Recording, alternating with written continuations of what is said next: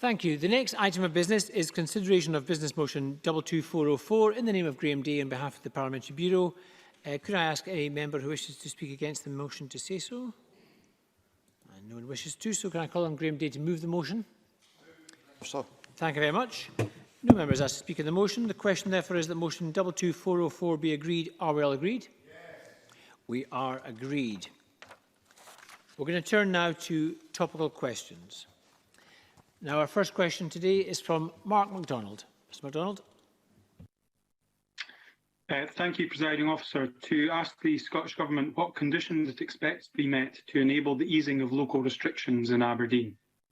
Cabinet Secretary Jean Freeman. Current situation tomorrow at the end of the initial 7-day period to consider whether restrictions should remain necessary. Our decisions will be informed by the advice of the Grampian Incident Management Team, local clinical advice and, of course, our own Scottish Government clinical advice. The type of evidence and data that will be available to us to take those decisions cover, for example, the number of cases, the rate of increase or decrease in numbers, changes or not in age range, and the situation in neighbouring geographies. Case numbers today, as the member may know, are beginning to show that the situation appears to be decelerating, but it has not yet stopped. Mark MacDonald. I thank the Cabinet Secretary for her answer, and she will, I'm sure, appreciate that these are very worrying times for my constituents and for other residents in the city of Aberdeen, many of whom are hoping that there will be some good news around the corner, but recognising nonetheless that the risk still remains. In the guidance that was issued by the Scottish Government, many issues were covered. One of the issues which was not covered and has remained ambiguous is around individuals who live in Aberdeen City and maybe grandparents caring for children on behalf of parents who live in Aberdeenshire and vice versa, to enable those individuals to work or return to work. Can the Cabinet Secretary either give some guidance in relation to those arrangements and whether those are okay to continue under the current restrictions, or if not able to answer just now, can she assure me that the Scottish Government will publish that advice as soon as possible? Cabinet Secretary. So I'm grateful to Mr MacDonald for what is an important supplementary question.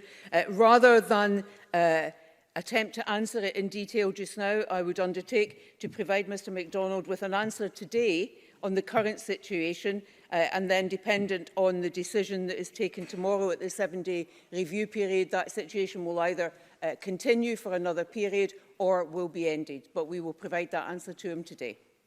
And Mark MacDonald. Thank the Cabinet Secretary for that, and I fully appreciate that it's better that we get a detailed response which will give reassurance to parents rather than her giving an answer in the chamber which may not reflect the full detail that is required. The other issue which has obviously been coming up this week in my constituency mailbag, and I suspect others, is the issue around the reopening of schools. Now, I appreciate there will be a statement tomorrow from the Scottish Government on the wider context of school reopening. But many parents in Aberdeen have concerns about the reopening of schools while current local restrictions are in place. I had a very helpful meeting with my son's school yesterday evening where the head teacher was able to allay and address some of these concerns, but that will not be the case for all parents. What steps can the Cabinet Secretary take just now to provide some reassurance to parents about the robustness of the data that the Scottish Government is using to facilitate the reopening of schools, and reassure parents in Aberdeen that their children are safe and their families are safe with the return to schools taking place this week? Cabinet Secretary. Thank you very much. Of course, as Mr MacDonald knows, and I know other members of in the Chamber know, one of our driving motivations for making sure that we had to take what were difficult decisions because they impose additional restrictions on the citizens of Aberdeen City was to ensure that we could continue towards a position where it was safe for schools there to reopen along with other schools elsewhere in the country because of the importance of young people getting back to that learning situation. The situation in Aberdeen, the IMT, which involves the local authority, has access to very detailed data, and I would expect the local authority, through its Director of Education and others, to ensure that local schools are aware of the data that incident management team is itself looking at, as well as picking up any specific issues which I know my colleague, the DFM, is dealing with particular regard to Aberdeen. Nonetheless, if there are particular issues that Mr MacDonald or any other member from the city wants a specific answer to, if they let me know what those are, then we will be very content to give them a very early answer to any specific questions that they are receiving from constituents. Thank you. And Lewis MacDonald. Businesses in Aberdeen did their absolute utmost to keep staff and customers safe, but have had to close meantime in order to protect the wider public health. Will she join me in supporting the petition launched today by Callis Mia of the Rickshaw restaurant, calling for the Eat Out to Help Out scheme to be rescheduled in Aberdeen to start after local restrictions have been lifted? Cabinet Secretary. Well, what I will do, and Mr MacDonald is absolutely correct, in as much as very many of the businesses in Aberdeen City, as elsewhere across Scotland, have taken great steps and gone to great pains to ensure that their premises are as safe as possible and that they comply with the guidance that we have issued for the reopening of the hospitality industry. Nonetheless, there are impacts, I recognise, on those businesses in the city because of the decisions that have been taken and the restrictions that have been imposed. I know that there has been additional financial support to Aberdeen as to elsewhere in Scotland, and I also know that the Economy Secretary is speaking with local business organisations in the city to see if there is more that they will do, and I'm very happy to ensure that she is aware of that petition and can take a view on how she might want to proceed. Thank you. And I'm going to select Tom Mason if he is there remotely. Mr Mason. Yes, I'm here. Can you hear me?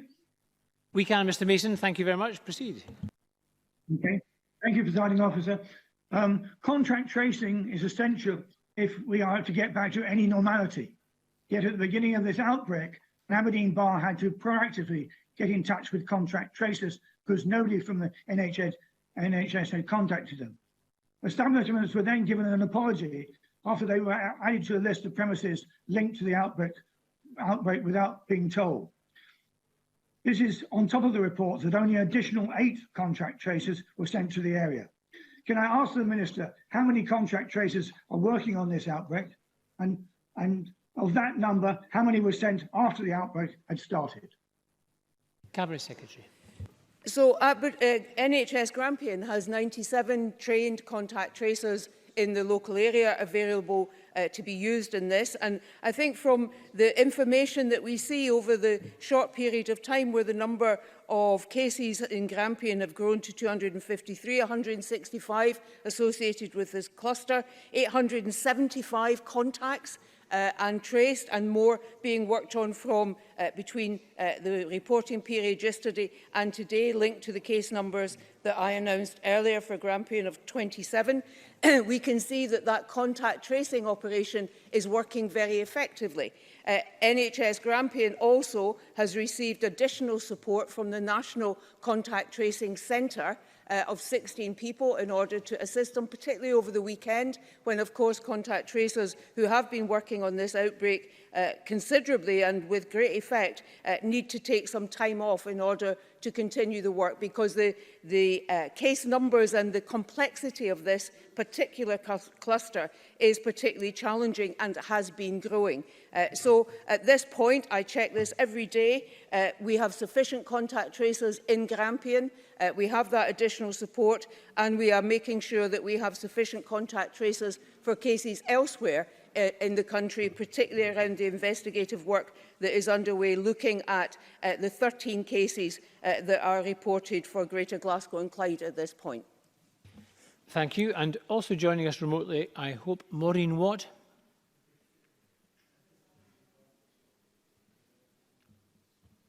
Thank you for taking my question. Will the Scottish Government consider for businesses in Aberdeen impacted by the closure extra support beyond the job retention scheme?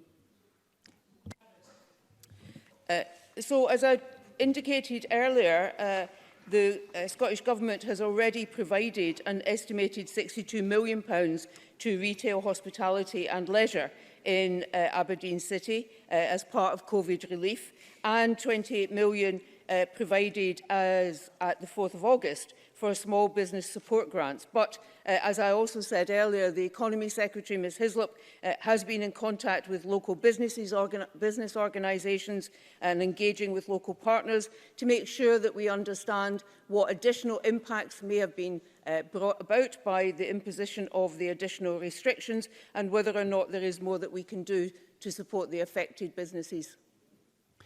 Thank you. Question number 2 is from Monica Lennon. When it will begin talks with trade unions regarding NHS staff pay and conditions? Cabinet Secretary Jean Freeman.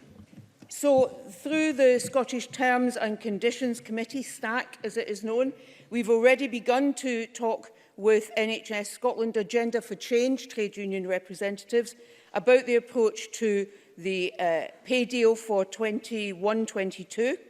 I maintain regular contact with those trade unions, and I ask them to, through STAC, to work out their plan for negotiations and to bring that back to me by the end of this month. The 2020-21 pay uplift, which is the third year of the 3-year pay agreement that was reached, was implemented, as you would expect, from the 1st of April this year.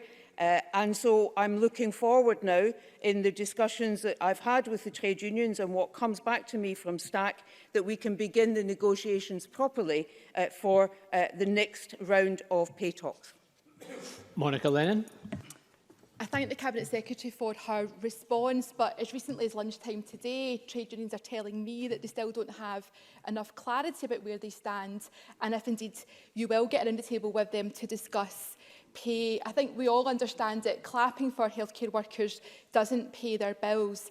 So will the Cabinet Secretary give a firm commitment today to NHS staff that the Scottish Government will reopen pay talks, and if so, when, Cabinet Secretary?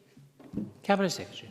So I'm disappointed that trade unions are passing that information or expressing those concerns to Ms Lennon. I'm not doubting it, I'm just disappointed in it, because in the 2 conversations I've had with Unison and then the conversation most recently with RCN, we discussed the pay talks and what it was that I had asked them to do. Now, to be fair, I have today received a letter from STAC asking for particular clarity around what's in scope and what's out of scope, I think is probably the easiest way to describe it. I don't have it with me, but broadly speaking, that is their ask. And that comes from both the employer and the trade union side of that body, and I will respond to them. But my commitment remains as it has always been, and that is to begin the discussions and the negotiations around the next pay agreement as soon as possible, which is why I said I wanted, notwithstanding everything that everyone else is engaged in, not least those union representatives, that I wanted us to be able at the end of August to know the framework of the negotiations and then to begin those negotiations. Now, I have meetings with Unison every 2 to 3 weeks, with the RCN every 2 weeks or thereabouts, and so I'm due to speak to Unison again very shortly, and at that point, if there is further clarification that they want, or at any point, I'm happy to give it, and in the meantime, we will get back to STAC with the clarification that they've sought on the scope of the plans that I am asking them to come forward with. Monica Lennon. Thank you, and I welcome the Cabinet Secretary's commitment to further dialogue. She will be aware that Unison have launched a Pay Up Now campaign, so certainly there's a very strong feeling amongst their members that there's an urgency around pay. Can I ask the Cabinet Secretary, does she intend to attend one of the demonstrations organised by Unison at the start of next week to, well, I think this is important for the backbenchers too, because they've all had letters and they're not from Unison members who are not very happy with the standard lines of take they're getting from this government. I'm simply asking Cabinet Secretary, will you go along to one of the socially distanced demonstrations and listen to what those health workers, who we all value, have to say about their jobs and about their terms and conditions? Cabinet Secretary. So I, as I'm sure Ms Lennon does and other members, have received many emails from health and social care workers about their terms and conditions and about how they want to see improvement in that. And I think I am on record as saying I am sympathetic to the views that they are expressing.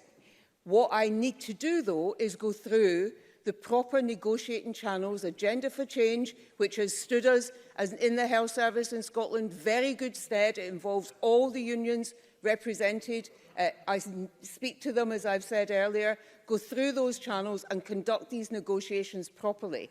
And that is what I intend to do, whilst I continue to receive the views of individual health and social care workers and their local representatives, and as always, pay close attention to what it is they're saying to me. Thank you very much. Question number 3, Gordon MacDonald, who's joining us remotely. Mr MacDonald. To ask the Scottish Government what it's doing to tackle so-called dirty camping in light of more people looking to beauty spots such as the Pentland Hills for holidays this year. And also joining us remotely, Cabinet Secretary Fergus Ewing.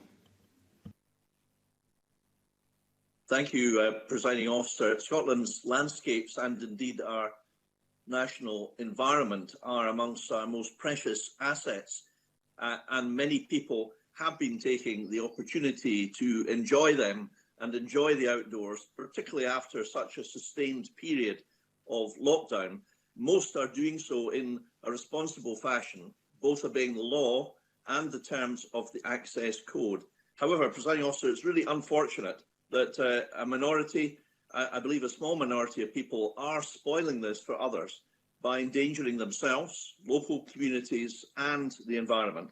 And we're aware of a growing number of incidents and complaints about littering, antisocial behaviour and indeed criminal damage. So let me be absolutely clear, such irresponsible behaviour is totally unacceptable, and Police Scotland are alert to all of these matters. They have already used powers to issue, for example, on-the-spot fines for antisocial behaviour, which, like littering and fly tipping, are criminal offences for which fixed penalties can be issued. And finally, Presiding Officer, we have partnered with Zero Waste Scotland and Keep Scotland Beautiful to develop a national anti-littering campaign, which launched on the 15th of July. And we are working with both with local authorities and Police Scotland on what more can be done to protect both our environment and communities across Scotland. Thank you. Gordon MacDonald. I thank the Cabinet Secretary for that answer. The local community are rightly angry about the destructive and antisocial behaviour being carried out by dirty campers in some of the most scenic areas of the Pentlands, which regrettably led to one of the fishing bailiffs, who is over the age of retirement, being brutally attacked by 4 young men at Harlaw Reservoir. Can the Cabinet Secretary outline what support Scottish National Heritage could provide to protect the community in this regional park for future generations? Cabinet Secretary. Well, Presiding Officer, I am a bit limited in what I can say about a specific incident which may be subject to police investigation at the moment. But in general terms, any such attack, an attack on one individual by a group of people is cowardly, disgusting, and completely unacceptable. Now, I know that the City of Edinburgh Council is the managing authority for Pentlands Regional Park, and also, as Mr MacDonald has said, SNH, Scottish Natural Heritage, have got a statutory requirement to promote the use of and enjoyment of the natural heritage. But incidents such as this one are plainly a matter for the police as the law enforcement agency. I would very strongly urge anyone who encounters suspicious behaviour to put their own safety first and to call the police. Gordon MacDonald. Impact of staycations this year is the number of cars trying to access the Pentland Hills car parks and the resultant congestion on rural roads? What financial support is available to local authorities to provide more walking and cycling routes to places like the Pentland Hills in order to discourage car use? Cabinet Secretary. Thank you, Presiding Officer. I mean, our policy is to support local authorities through delegation at a local level as much as we possibly can. Against that backdrop, local government funding is distributed directly by means of a block grant, and it's the responsibility of local authorities to allocate financial resource on the basis of their assessment of local needs through the funding package of £11.8 billion in 2021, and coupled with the ability to increase council tax by 3% in real terms, local authorities have access to over £1 billion for day-to-day services in 2021. We are also committed to active travel, both now and in the future, and the budget there was increased from 80 to £100 million. And this investment will enable the continued delivery of high-quality walking, cycling and wheeling infrastructure, enabling more people to choose to walk and cycle for shorter journeys or as part of a longer multimodal journey. And finally, Presiding Officer, there's a lot of strands to this answer, so please bear with me. The Scottish Government's Rural Tourism Infrastructure Fund, managed by Visit Scotland, was created to address the hotspots, the increasing popularity of several particular areas of Scotland, where I know that there is fairly high levels of concern amongst the local populace about, as I say, the behaviour of a few spoiling it for the many. I've got 5 potential supplementaries on this. Rachel Hamilton to be followed by Christine Graham. Thank you. Rural crime is on the rise and puts huge pressure on local communities. I accept, Cabinet Secretary, that there have been conversations with Police Scotland and the local authorities. However, can I ask the Cabinet Secretary what specific conversations he has had with the Scottish Partnership Against Rural Crime in order to tackle the scourge of so-called dirty camping, which in my mind is as bad as an offence as fly tipping? Cabinet Secretary. Yes, I think the member is correct that this particular crime is causing many concerns around Scotland at the moment. And yes, I have engaged with the police in relation to the general issues. For example, in a conference call which I chaired some weeks ago in relation to particular problems in the Morar and Arrowsake area of Scotland, when Police Scotland were represented. I know, as I referred to in my answer to Gordon MacDonald, that, for example, Police Scotland have issued many notices and fines at the Loch Lomond area. And in specific answer to our question, I have formally met with the particular consortia group in tackling rural crime on a farm visit. I would also point out, Presiding Officer, that fly tipping is subject to a maximum fine of £40,000. And I think it's useful to get the opportunity to highlight that, because it's up to the courts plainly, but I think we all see that fly tipping is a particularly selfish crime that causes real problems for particularly farmers, but also risks to health as well. And it really is time that Scotland ridded itself of this littering, fly-tipping behaviour, again, Presiding Officer, committed by a relatively small number of individuals, but causing enormous damage and misery for many others. Thank you. Christine Graham to be followed by Andy Whiteman. Thank you, Presiding Officer. There have been huge problems at Gladhouse Reservoir in Midlothian South in my constituency with these dirty campers. Fires have been left unattended, trees hacked down, human waste left, and there's been verbal abuse to locals. Cabinet Secretary, do you think the access codes needs revisited, and indeed do you think there should be an increase in fines? Cabinet Secretary.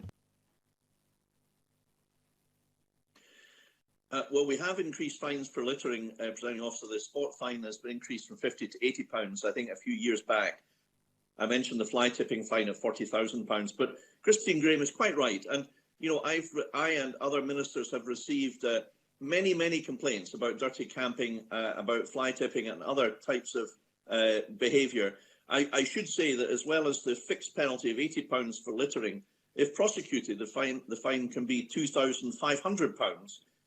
And also powers are available to local authorities to deal with antisocial behaviour through the provisions of the Antisocial Behaviour Act 2004. But to answer the specific question, my colleague Rosanna Cunningham has responsibility, along with Scottish Natural Heritage, for the access code. But I know from discussion with Rosanna that she shares all of these concerns, and that I think all of us feel that we must make sure that the penalties for this behaviour are of such a high level that they do have the necessary deterrent effect, although I think there is perhaps a wider cultural problem in Scotland with littering, which you just do not see in, for example, presiding officers, countries such as Norway, where there's scarcely a wrapping or an empty bottle to be seen on the streets anywhere in that country. So we have got a wider cultural problem, I think, for all of us as individuals, as a society, to address. Thank you. Andy Whiteman to be followed by Emma Harper.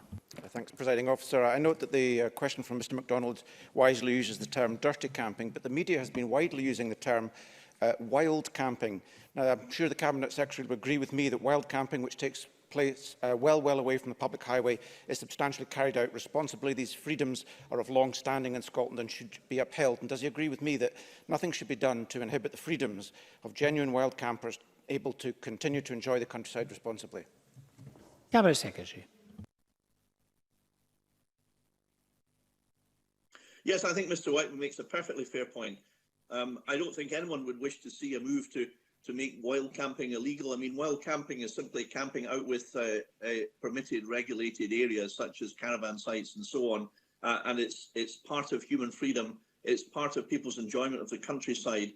I myself, in walks in places like Loch Morlich, have observed that the vast majority of wild campers are, as Mr Whiteman has said, law-abiding, and what they do is to leave the place that they camped as they found it. That is the watchword of wild campers, and the vast majority, I would stress, of people who partake in wild camping behave in this way. Sadly, it's the minority that we need to try to reach out to persuade to mend their ways, and if not, the full weight of the law, including, I think, there's an appetite amongst perhaps many members across the chamber for looking at the fines going towards the maximum level where appropriate.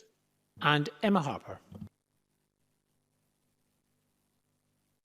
Thank you, Presiding Officer. The Cabinet Secretary has outlined a pretty full response to the questions already. I met with Loch Ken Trust recently, and one of their staff members had been threatened with physical assault as well. And it is really worrying to hear about this brutal attack that Gordon MacDonald is describing on the fishing bailiff.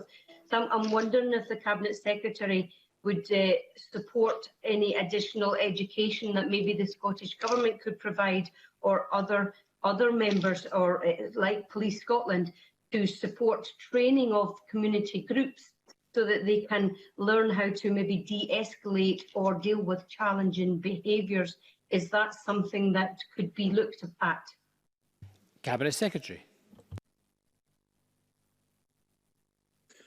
Yes, Emma Harper is quite right to raise concerns in her region of Scotland, and I do join her in wholeheartedly condemning the behaviour of the sort that she has described.